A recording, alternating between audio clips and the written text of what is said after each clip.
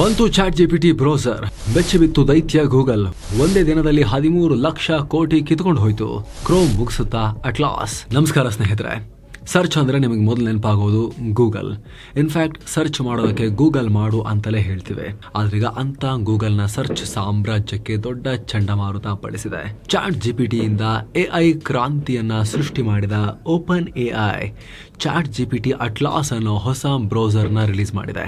ಹಂತ ಹಂತವಾಗಿ ಎಲ್ರಿಗೂ ಸಿಗುತ್ತೆ ಮುಂದೆ. ಇದು ಈಗ ಶುರುವಾಗಿದೆ. ಡೀಟೇಲ್ ಕೊಡ್ತೀವಿ ನಿಮಗೆ. ಹಲವು ಕಡೆಯಿಂದ ಸಂಕಷ್ಟ ಅನುಭವಿಸ್ತಿರೋ ಗೂಗಲ್ಗೆ ಭರ್ಜರಿ A2 ಅಂತಲೇ ಕನ್ಸಿಡರ್ ಮಾಡಲಾಗ್ತಿದೆ. ಅದಕ್ಕೆ ಸ್ಟಾಕ್ ಮಾರ್ಕೆಟ್ ನಲ್ಲೂ ಕೂಡ ಅಮೆರಿಕದಲ್ಲಿ ಗೂಗಲ್ ಬಹಳ ಹೊಡೆತ ತಿಂದಿದೆ. 13 ಲಕ್ಷ ಕೋಟಿ ಕಿತ್ಕೊಂಡು ಹೋಗಿದೆ ಒಂದ್ ದಿನದಲ್ಲಿ. ಕ್ರೋಮ್ಗೆ ನೇರ ಚಾಲೆಂಜ್ ಇದು. ಅದೇ ಕಾರಣಕ್ಕೆ ಆಗಲೇ ಹೇಳಿದಾಗ 13 ಲಕ್ಷ ಕೋಟಿ ಅಂದ್ರೆ ಆಲ್ಮೋಸ್ಟ್ 3% ಬಿದ್ದು ಹೋಗಿದೆ ಗೂಗಲ್ ಶೇರುಗಳು. ಹಾಗಿದ್ರೆ ಗೂಗಲ್ ಇಷ್ಟೊಂದು ಥ್ರೆಟ್ ಇದು. ಚಾಟ್ ಜಿಪಿಟಿ ಗೂಗಲ್ನ ಮುಖ್ಯ ಆದಾಯಕ್ಕೆ ಕಲ್ಲು ಹಾಕುತ್ತಾ? ಅಷ್ಟಕ್ಕೂ ಈ ಅಟ್ಲಾಸ್ ಅಂದ್ರೆ ಏನು, ಇದರ ಸ್ಪೆಷಾಲಿಟಿ ಏನು?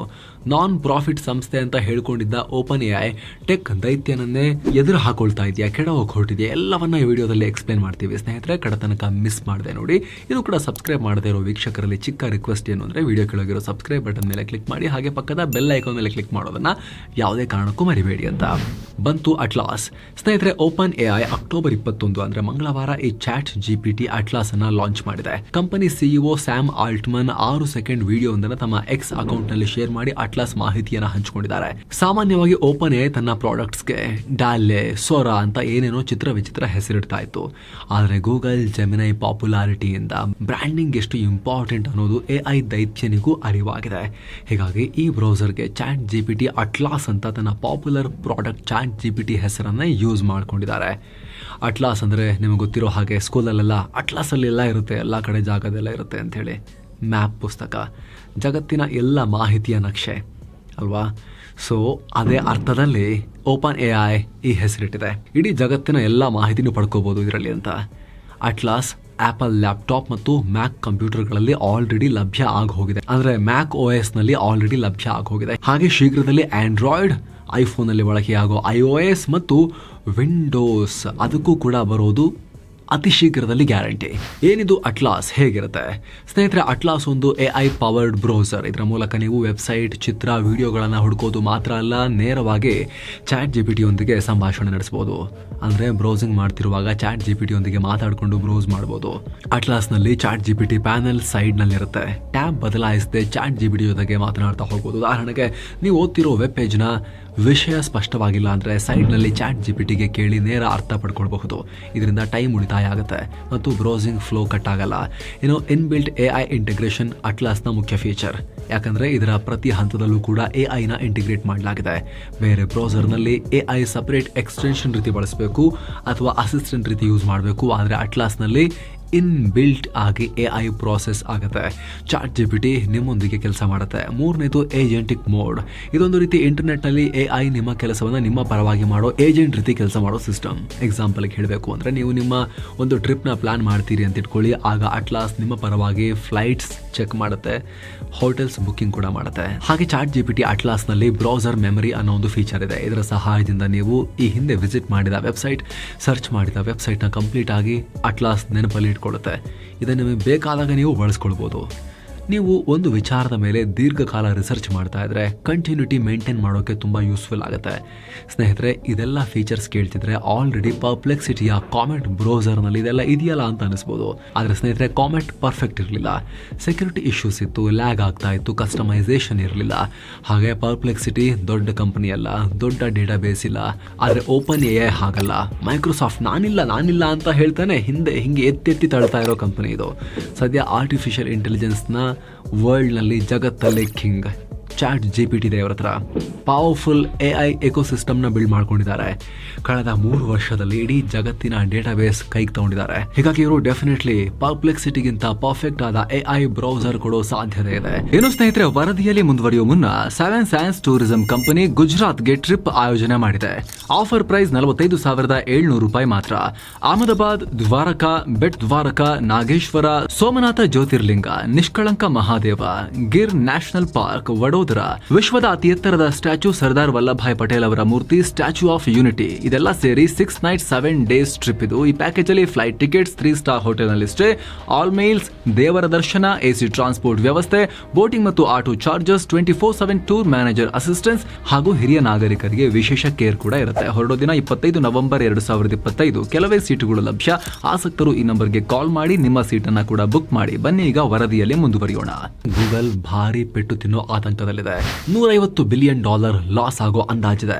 ಸ್ನೇಹಿತರೆ, ಚಾಟ್ ಜಿಪಿಟಿ ಅಟ್ಲಾಸ್ ಬ್ರೌಸರ್ ಮಾರ್ಕೆಟ್ಗೆ ಕಾಲಿಟ್ಟ ಒಂದೇ ದಿನದಲ್ಲಿ ಧೂಳೆಪ್ಪಿಸಿ ಗೂಗಲ್ ಅಲುಗಾಡಿಸಿದೆ. ಗೂಗಲ್ನ ಮಾತೃ ಸಂಸ್ಥೆ ಆಲ್ಫಾಬೆಟ್ನ ಷೇರುಗಳು ಆರಂಭದಲ್ಲಿ 4.8% ಬಿದ್ದು ಹೋದವು. ಇದರಿಂದ ಗೂಗಲ್ಗೆ $12.4 ಲಕ್ಷ ಕೋಟಿಗೂ ಅಧಿಕ, ಅಂದರೆ $150 ಬಿಲಿಯನ್ ಅಧಿಕ ಲಾಸ್ ಆಗಿದೆ. ಹೂಡಿಕೆದಾರರು ಗೂಗಲ್ ಲಾಂಗ್ ಟರ್ಮ್ ಡಾಮಿನೆನ್ಸ್ ಉಳಿಸ್ಕೊಳ್ಳುತ್ತಾ ಇಲ್ವಾ ಅನ್ನೋ ಅನುಮಾನದಿಂದ ನೋಡೋಕೆ ಶುರು ಮಾಡಿದ್ದಾರೆ. ಈ ಮೂಲಕ ಬ್ರೌಸಿಂಗ್ ಕ್ಷೇತ್ರದ ಕಿಂಗ್ ಆಗಿದ್ದ ಗೂಗಲ್ಗೂ ಕೂಡ ಚಾಟ್ ಜಿಪಿಟಿ ಅಟ್ಲಾಸ್ ಹೆದರಿಕೆ ಹುಟ್ಟಿಸ್ತಾ ಇದೆ. ಈಗ ಆಲ್ರೆಡಿ ಮೊನೋಪಲಿ ಮಾಡ್ತಿದ್ದಾರೆ ಅಂತ ಗೂಗಲ್ ವಿರುದ್ಧ ಅಮೆರಿಕದಲ್ಲಿ ಕೇಸ್ ನಡೀತಾ ಇದೆ. ಕ್ರೋಮ್ನ ಡೈವೆಸ್ಟ್ ಮಾಡಬೇಕು, ಬೇರೆಯವರಿಗೆ ಮಾರಬೇಕು ಅಂತ ಅಮೆರಿಕ ಪ್ರೆಷರ್ ಹಾಕ್ತಿದೆ.